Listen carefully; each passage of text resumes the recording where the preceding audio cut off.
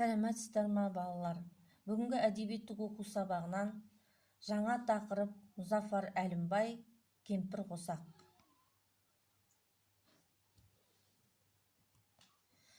Сабақтың мақсаты өз ойы мен сезімін тірек сөздерді пайдалана отырып жеткізу.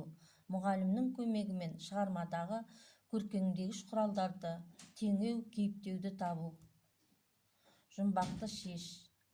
Алдымда әр түрінен жібек жіптің, аспанға әшекейлеп кесте тіктім.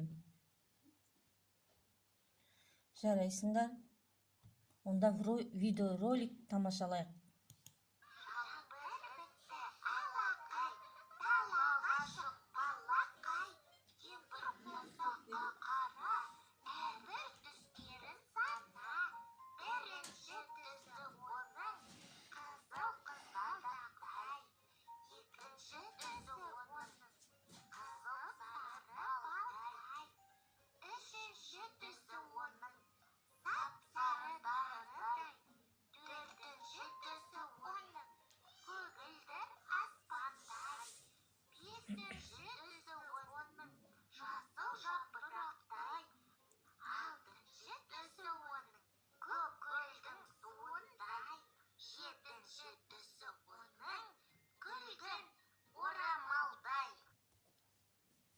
Кемпір қосақ. Өлеңді мәнерлеп оқы. Жаңбыр жауып басылды, аспан шайдай ашылды, көкте қызыл жасылды, кемпір қосақ асылды. Мектебімнің тойдағы қақпасындай әдемі, мұң құбылып жайнайды, қызықтырып әдейі.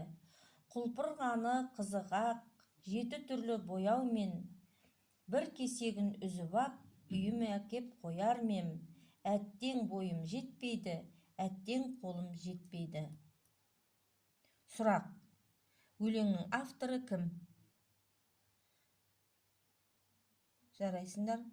Ол туралы не білетінді есіңе түсір. Жарайсыңдар?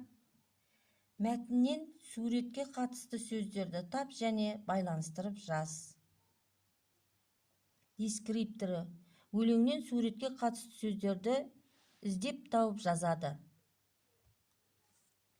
Біліп кел. Дерек сөздерді пайдаланып, кемпір қосақтың қалай пайда болатынын біліп кел.